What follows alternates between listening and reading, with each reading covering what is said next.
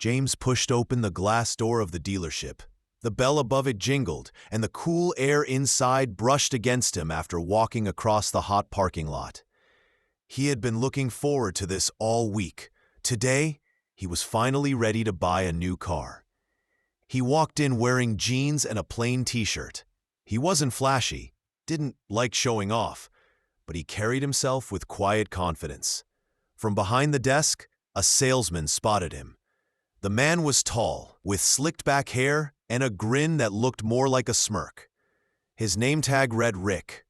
Rick sized James up in a single glance. His smile faded. "You lost, buddy?" Rick asked, leaning on the counter. James shook his head. "No, I'm here to look at some cars. Thinking about buying today." Rick chuckled, shaking his head. "Sure you are. These cars aren't cheap, you know." James kept his calm tone. "I understand. Can I see the new models you've got in stock?" Rick sighed like it was a chore. "Look, man, we don't do window shopping here. If you're just here to take pictures or dream a little, I can point you toward the used lot down the street. The cars there are more in your budget." James stared at him. "You don't even know my budget." Rick shrugged. "I don't need to. I've been in sales a long time. I can tell when someone's not serious. You're better off saving both our time." James didn't move. "I told you I'm serious. I want to buy a car." Rick leaned closer, lowering his voice. "Look, these cars run 40, 50 grand easy. Financing isn't easy either. We don't want to waste credit checks on people who aren't going to qualify. You get what I'm saying?" James's jaw tightened, but he kept his tone even. "Run it anyway." Rick laughed. "Man, you don't listen. I know your type. Come in here, make a scene, waste my time, then storm out when you realize you can't afford anything. I've got real customers to deal with." James turned his head, glancing around. The showroom had a few other shoppers, some browsing SUVs, a couple looking at a minivan. Rick had lowered his voice, but not enough. Two other salesmen had glanced over. James could feel the heat of their eyes, waiting to see what he'd do. "All right," James said finally. "Show me the most expensive car you've got." Rick blinked, then burst out laughing. "You're kidding me. The most expensive? What, so you can take a selfie in it? Listen, man, don't embarrass yourself. That's not for you." James didn't flinch. "I said show me." Rick's smile vanished. "No, I'm not wasting my time." He turned, waving his hand dismissively. "Like I said, the used lot is down the street. That's your best bet." James's eyes followed him, but he didn't raise his voice. He just stood still, letting Rick walk away, letting the arrogance sink deeper into the room. What Rick didn't know was that James wasn't just another customer. He wasn't there for a test drive. He wasn't there on a whim. He was the new regional manager, sent to this very dealership to take over operations starting next week, and Rick had just insulted the man who would soon be his boss. But James didn't say a word, not yet. He had learned in life that sometimes the best way to teach a lesson was to let arrogance grow tall before you cut it down. So he waited. Rick grabbed another salesman by the arm, whispering and laughing while pointing toward James. The second salesman didn't join the laughter. He just looked uncomfortable. James sat down in one of the waiting chairs, calm as ever, watching the showroom tick on like a stage play. He knew exactly how this was going to end, and it wasn't going to be the way Rick imagined. James sat in the waiting chair, hands folded, eyes steady. He wasn't angry, at least not outwardly. Inside, though, the sting of Rick's words echoed. It wasn't the first time he'd been judged like this, and sadly, he knew it wouldn't be the last. Rick, meanwhile, strutted across the showroom like he had already won something. He stopped at the counter, grabbed a cup of coffee, and laughed with another salesman. Guy walks in here dressed like he's about to mow his lawn and thinks he can buy a $50,000 car, Rick whispered loudly enough for James to hear. Unbelievable. The other salesman shifted uncomfortably. Maybe he's serious. Rick rolled his eyes. Please, serious customers don't walk in here with holes in their sneakers. James glanced down at his shoes. They were worn, sure. He'd had them for years, but comfort mattered more to him than looks. He smiled faintly. Rick had no idea who he was talking about. After a few minutes, a young couple entered the showroom. Rick pounced on them instantly. "Welcome, folks. Looking for a new ride today? Let me show you something real nice." He gave James one more dismissive look before walking off with the couple.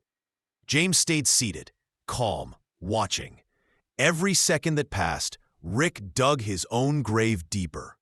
15 minutes later, Rick came back, still grinning from ear to ear after giving the couple a test drive. He walked straight toward James. "You still here?" Rick said. "Didn't I tell you there's nothing here for you?" James looked up at him. "I told you I wanted to buy a car. That hasn't changed." Rick leaned down, voice sharp. "Listen, man, don't make me call security. I don't have time to babysit dreamers.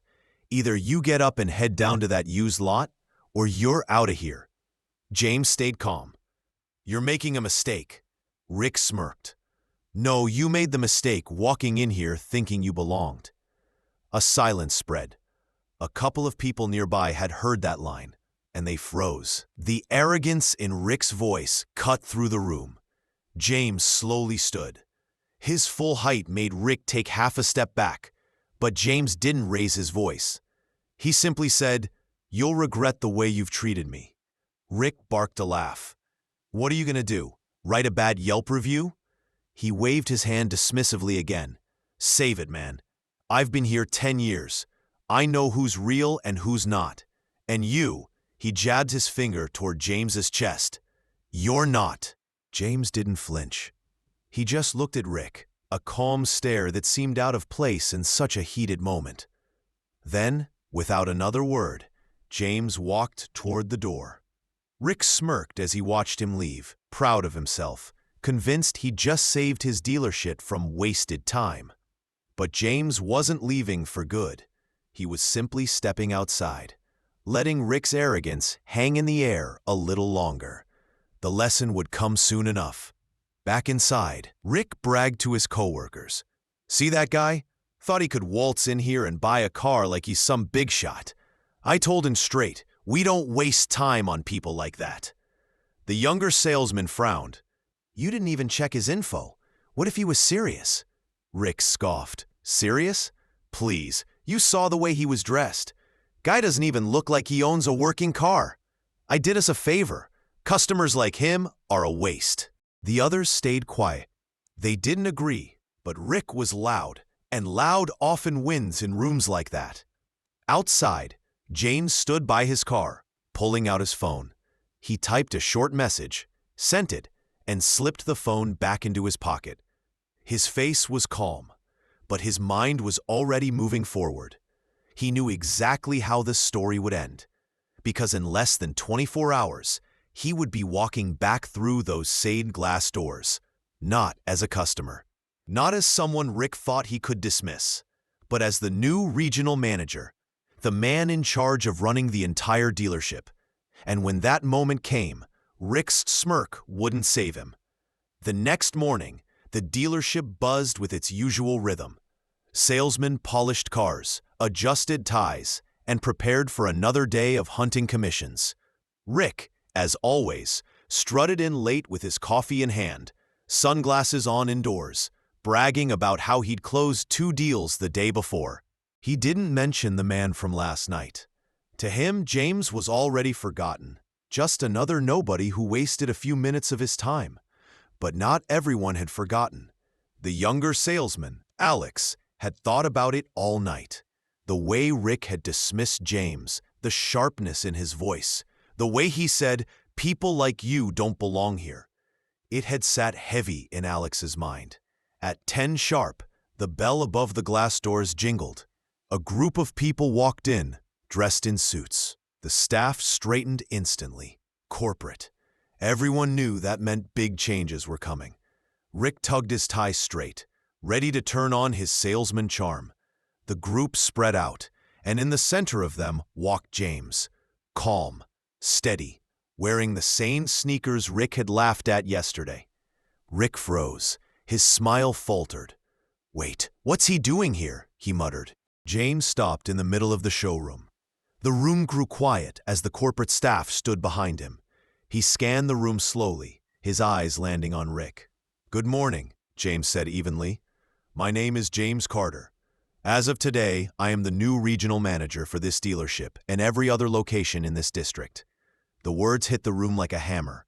Rick blinked, mouth opening and closing, but no words came out.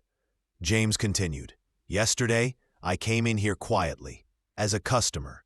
I wanted to see how your team treated people, not just people with suits or money on display, but everyday people. What I experienced was eye-opening." Murmurs rippled through the room. The younger salesman, Alex, stood a little straighter, finally understanding why James had stayed so calm the day before. James's voice didn't rise, but it carried authority. "One of your salesmen insulted me. Not once, not twice, but repeatedly. He assumed I couldn't afford a car. He told me I didn't belong here. He laughed at me in front of others, and he made it clear that he judges people by what they look like, not who they are." All eyes turned to Rick. His face turned red. Wait, this is a misunderstanding." James cut him off sharply. "No, it's not. I gave you every chance to show respect. I told you I wanted to buy a car. You refused. I told you you'd regret the way you treated me. And now here we are." Rick stammered. I didn't know who you were." James nodded.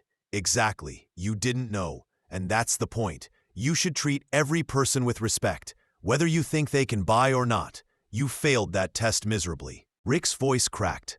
"Come on, man. I've been here 10 years. I bring in sales. I know how to spot." "Enough." James's tone was final. "You spotted nothing but your own arrogance. And let me be clear. I don't care how many years you've been here. Your behavior yesterday disqualified you from being part of this team." The silence was heavy. Everyone knew what was coming next. "Rick," James said firmly, "you're done here.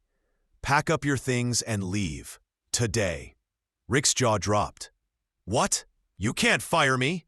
James stepped closer, his calm voice cutting sharper than any shout. "I can, and I just did. You don't represent this company anymore, and you won't insult another customer again." The color drained from Rick's face. He sputtered, but no words came. Finally, with shaking hands, he grabbed his coffee cup and stormed toward the door. The bell jingled as it closed behind him, and the room exhaled all at once. James turned back to the remaining staff. "Let this be clear. I don't care if a customer walks in here in a suit, in work boots, or in sneakers. They will be treated with respect. From this day on, that is non-negotiable." Heads nodded around the room. Alex stepped forward, voice steady. "Mr. Carter, I just want to say, I saw what happened yesterday, and I'm glad you're here now." James gave a small smile. "Thank you. That means a lot, and I'll be watching, all of you, because character matters more than sales numbers." With that, James walked deeper into the showroom, the staff following behind, ready to begin a new chapter. And outside, Rick sat in his car, gripping the steering wheel, realizing too late that his arrogance had cost him everything. For James, the moment wasn't about revenge. It was about setting the tone. Respect would be the foundation moving forward, and anyone who couldn't handle that had no place on his team. Justice, quiet but firm, had been served.